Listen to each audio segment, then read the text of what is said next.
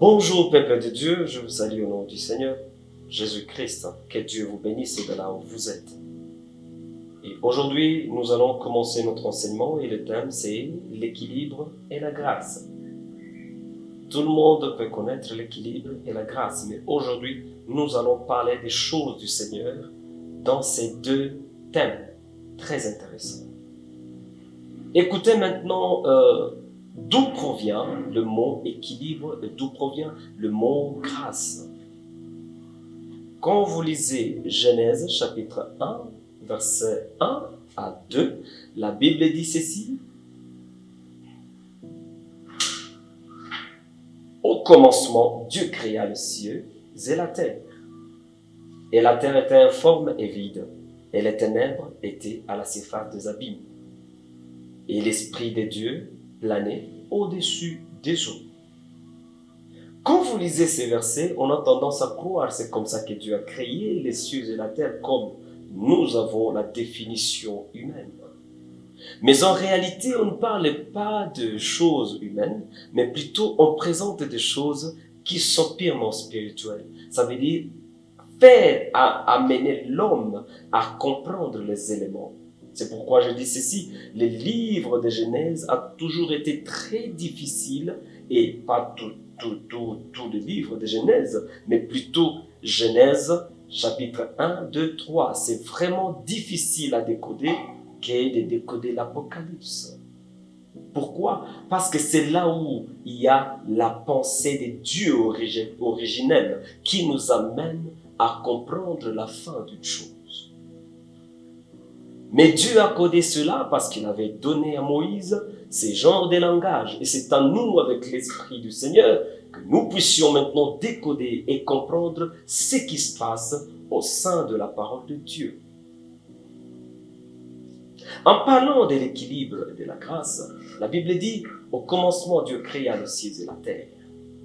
Or, quand on vous parle du ciel et la terre, on mentionne que de l'homme est l'ensemble de deux éléments, les cieux et la terre. Parce qu'à un certain moment, on se pose toujours des questions. Où sont les ciels, où est la terre?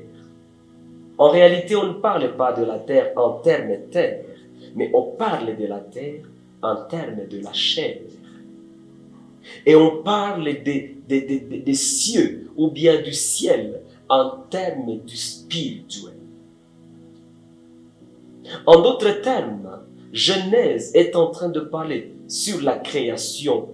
Pendant 7 jours, on ne parle pas du 7 jours de la création comme nous avons toujours l'habitude de croire qu'on parle du 7 jours de la semaine.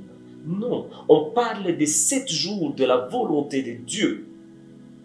En d'autres termes, la mission était tellement grande. Mais c'est au verset 2 qui explique très bien, du Genèse 1. Verset 2, il dit, et la terre était informe et vide. Ça veut dire, là où il y avait le problème, c'était dans la terre. En d'autres termes, c'est dans la chair. C'est la chair qui a un problème sérieux.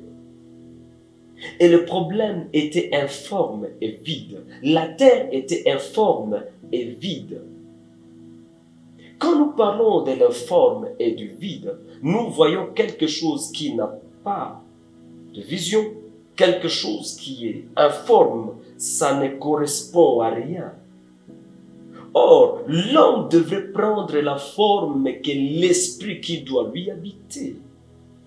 Et comprenez bien même le sens de la création de l'homme, le sens même de l'existence de l'homme. Le sens de l'existence de l'homme provient d'où, mes très chers bien-aimés? Provient de la pensée de Dieu.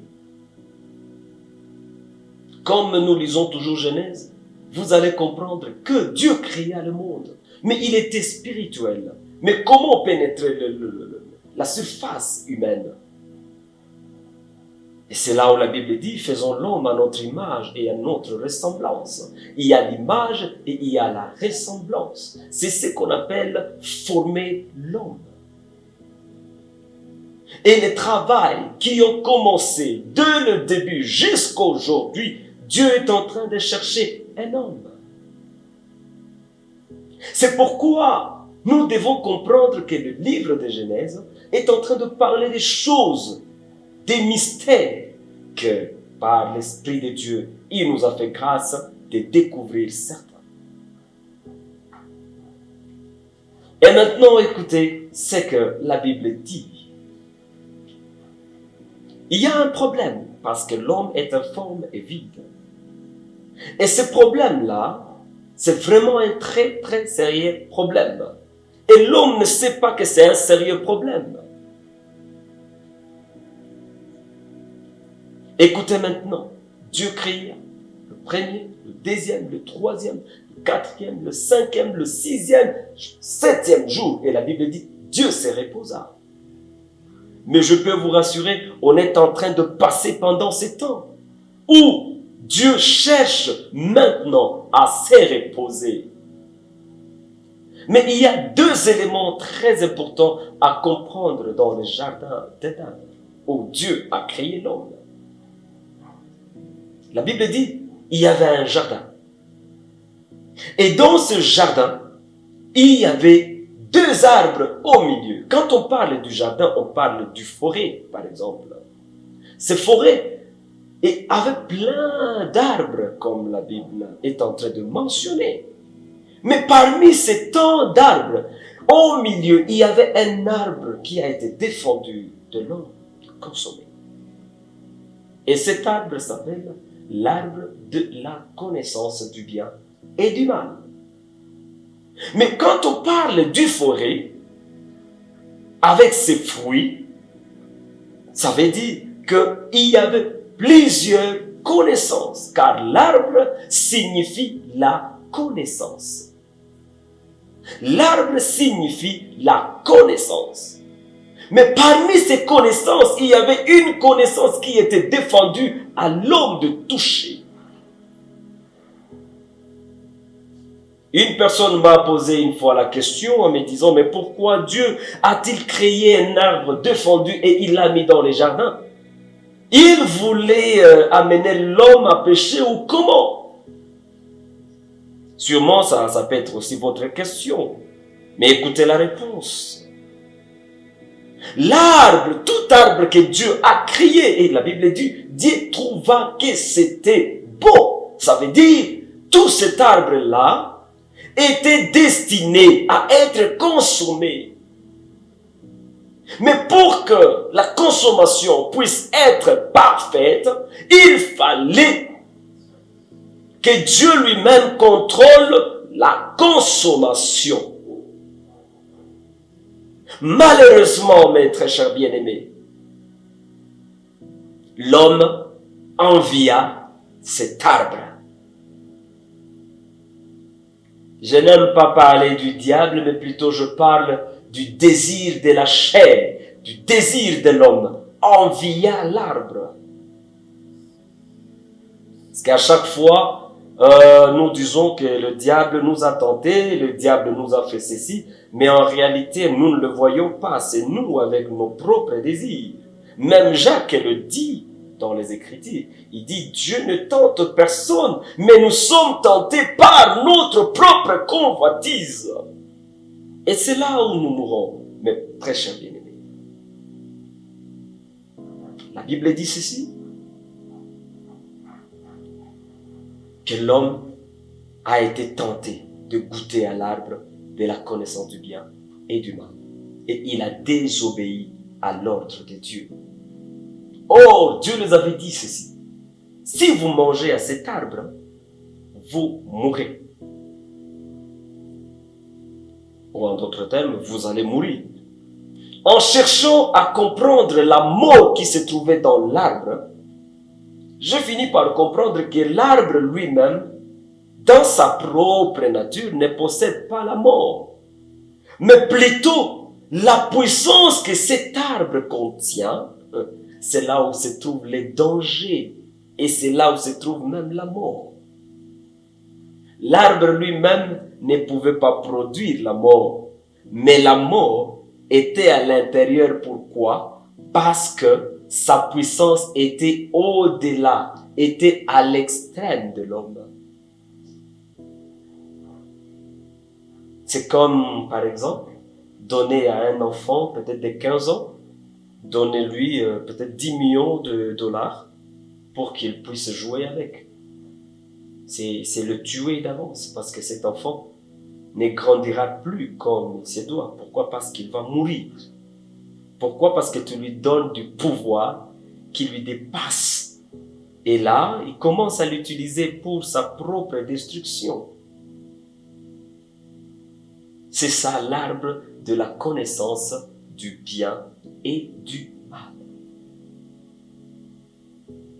L'homme a désobéi, mais la pensée initiale de Dieu était que l'homme puisse consommer cet arbre. Mais normalement, ça n'a pas été pour l'homme. Je veux maintenant m'expliquer.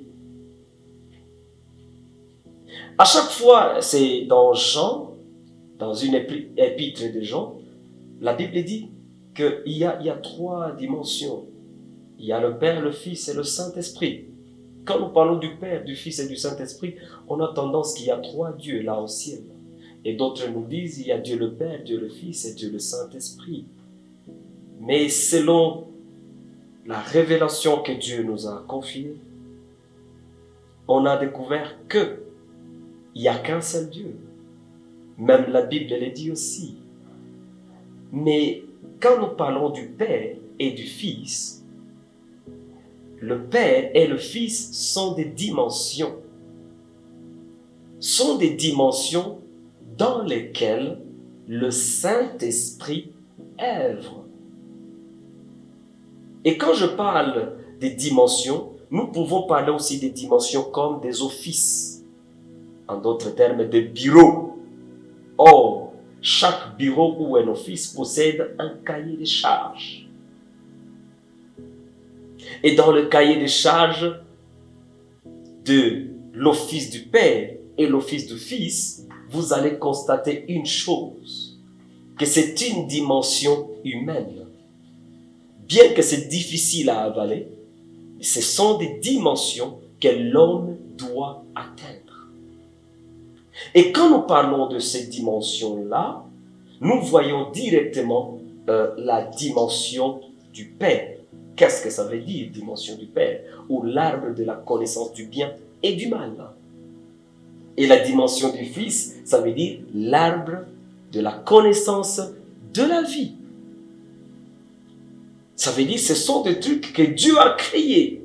Ce ne sont pas des trucs qui sont là-bas aux cieux. Je ne sais pas les cieux que nous disons parce que nous avons toujours tendance à fixer là-haut comme les cieux. Mais les cieux, c'est le domaine spirituel. Or, le domaine spirituel n'est pas là-bas haut, mais le domaine spirituel se trouve dans l'homme. Et dans ce jardin, et plusieurs connaissances qui étaient à l'intérieur, il y avait 2 offices. Et ces offices étaient très, très importants.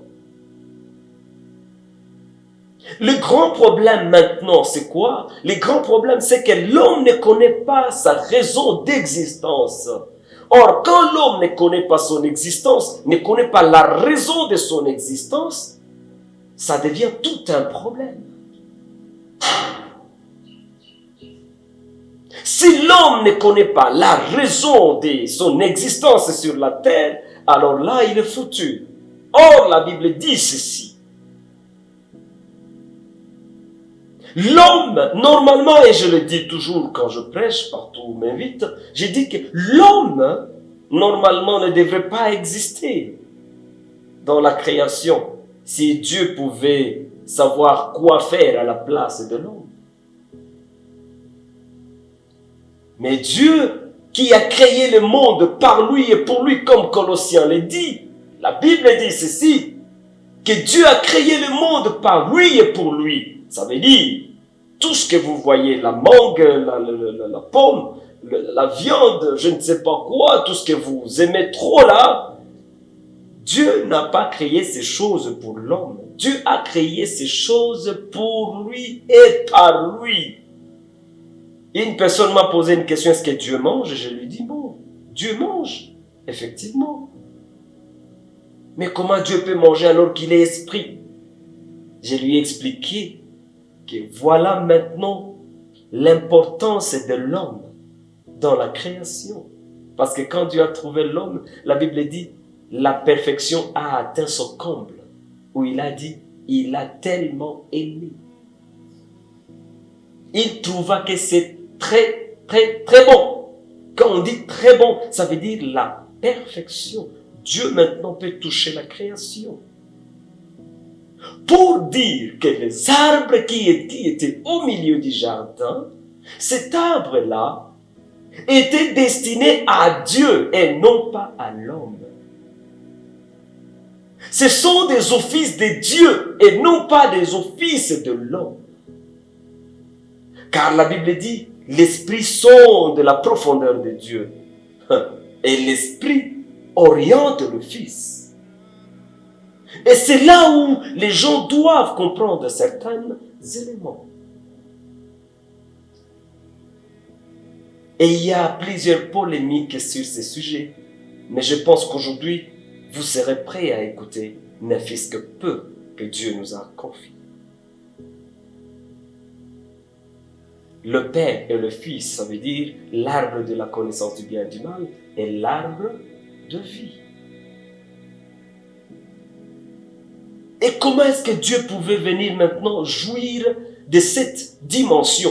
Et effectivement, pourquoi? Parce que Dieu cherchait le voies et moyens. Quand vous lisez du Genèse à l'Apocalypse, Dieu cherche le voies et moyens pour pénétrer qui? L'homme.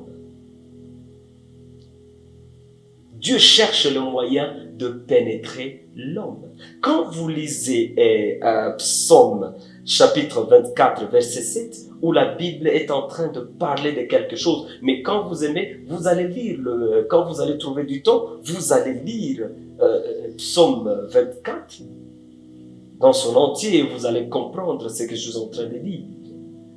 Quand la Bible dit portails éternels, quand la Bible dit portails éternels, relevez le linteau pour que le roi de gloire fasse son entrée. Relevez les linteaux pour que le roi de gloire fasse son entrée. Et comment est-ce que le roi de gloire fera son entrée? Est-ce que le linteau a des oreilles pour écouter et pour se relever lui-même?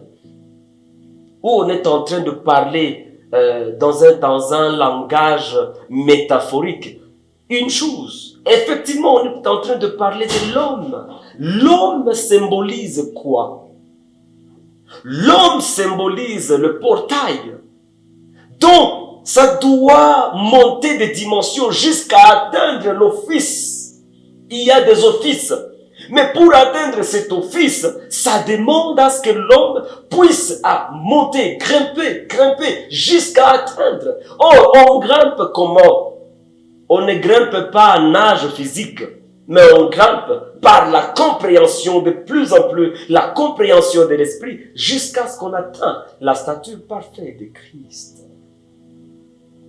Puisqu'à un certain moment, on a toujours tendance à croire que Jésus, il était né Dieu, il a grandi Dieu, il était mort Dieu. Non. Comprenez une chose, et la Bible insiste sur le fait. Il dit ceci, la terre est informe, les cieux sont prêts, mais la terre a un sérieux problème. Ça veut dire quoi? Il y a un monde spirituel qui veut descendre vers vous. Que ton règne vienne. On parle aussi, Ésaïe dit, un enfant nous est né, un fils est un don venant du ciel.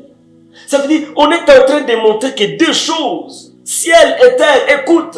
On est en train de dire à l'homme, écoute. Mais pour que les cieux ou bien le ciel descendent, il faut qu'il y ait le chemin. Le roi de gloire veut faire son entrée, mais il trouve la terre informe à son image. Il trouve la terre informe à sa ressemblance. Et le grand travail commence maintenant.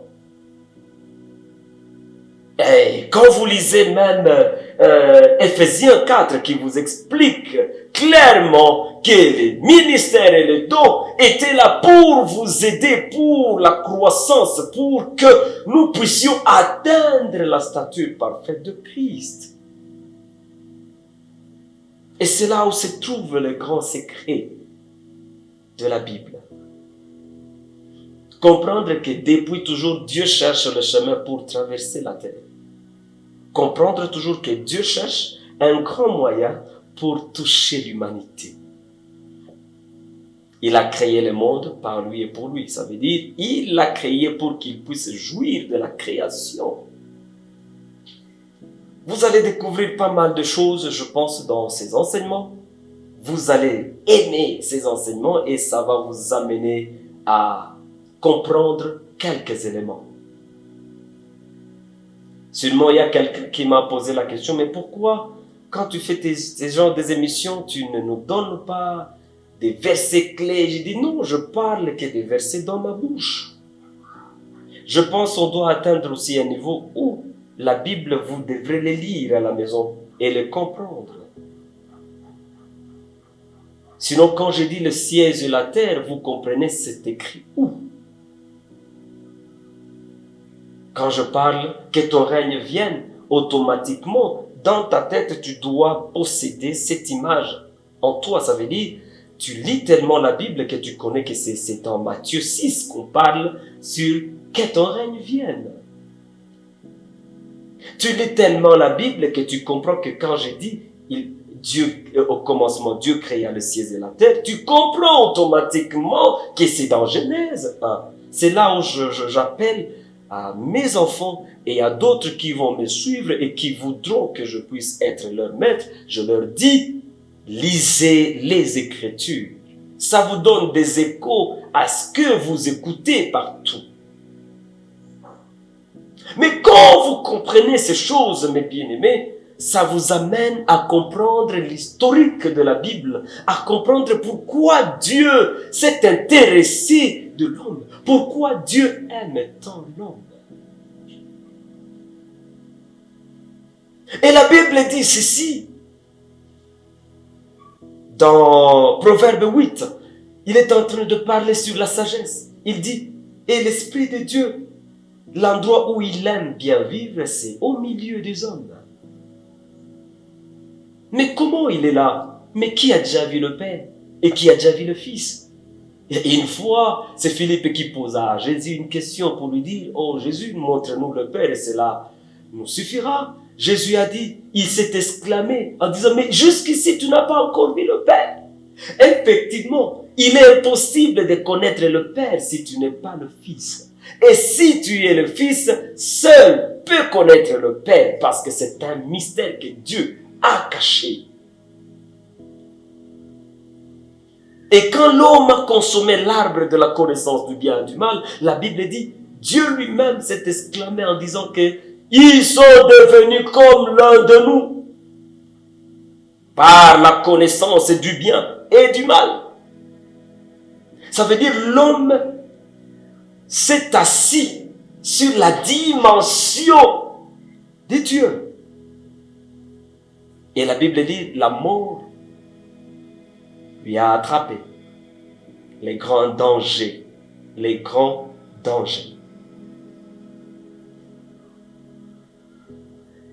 Et la Bible dit, et Dieu a dit, comme tu as mangé, tu mourras. Effectivement, la mort était où? La mort était parce que l'arbre de la connaissance du bien et du mal était instable. Quand je parle de l'instabilité, je parle à l'intérieur, il y avait des extrêmes. Et ces deux extrêmes-là ont fait que l'homme ne puisse pas maîtriser la puissance de cet arbre. Et ces deux extrêmes étaient le bien et le mal, à l'extrême. Et l'homme ne pouvait pas comprendre comment gérer l'arbre. En fait, le manque de maîtrise de cet arbre a poussé à l'homme de mourir. Normalement, l'arbre lui-même ne peut pas produire la mort parce que Dieu ne produit jamais la mort. Et la dimension de Dieu ne peut jamais produire la mort. Mais ça possède une telle puissance que quand tu le consommes, tu te vois égal à Dieu. Et c'est ce que l'homme a voulu faire. L'homme s'est vu égal à Dieu. La pensée qui l'a poussé à aimer l'arbre, c'était quoi? Devenir semblable à Dieu. Et quand l'homme est devenu semblable à Dieu, la Bible dit, l'homme est devenu instable. Et comme Dieu nous aime toujours, et il cherche à nous faire plaisir, la Bible dit,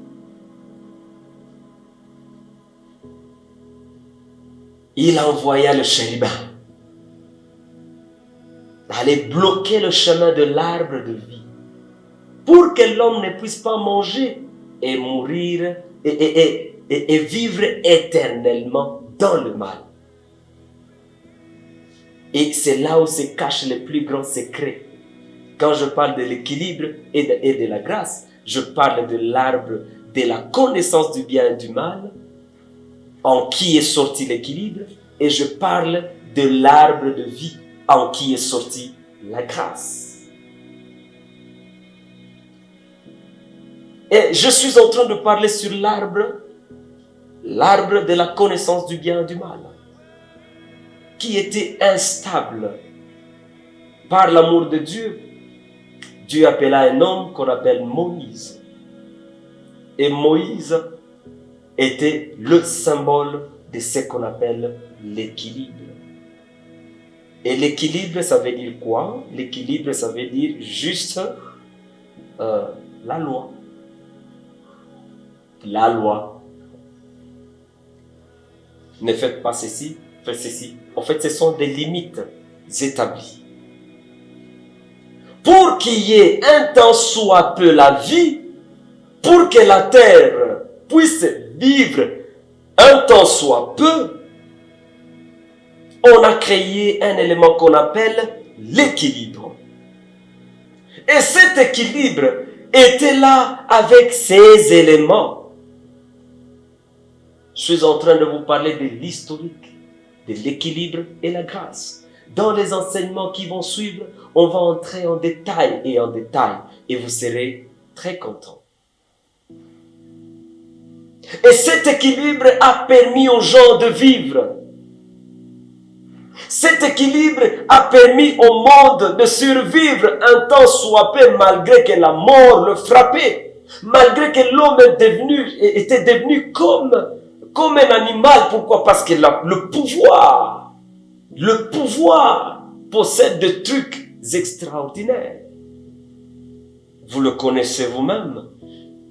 Ceux qui montent sur le pouvoir ne veulent pas y sortir. Vous savez pourquoi? Parce qu'il y a des trucs. Il y a des choses. Ta parole, c'est comme la parole d'un Dieu. Et quand tu parles, on t'obéit. Et c'est ça le pouvoir. Mais quand je parle du pouvoir, vous allez constater une chose. Et je suis sûr et certain que vous êtes en train de suivre calmement. Dans la loi, possède des jugements, des sentences. Il y a des trucs pareils qu'on met par rapport à chaque limite. On dit, si tu dépasses les limites, on te frappera. Si tu dépasses les limites, on va te faire ceci. Si tu dépasses ceci, on va t'enfermer 10 ans ferme. On va te faire ceci ou cela. Et nous avons vu des procès et comment on est en train de juger des gens. Et ça crée la peur dans ceux qui n'ont pas encore fait ce genre de trucs.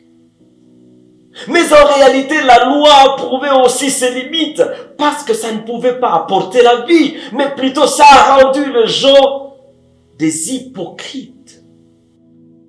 C'est pourquoi, mes bien-aimés, comprenez une chose.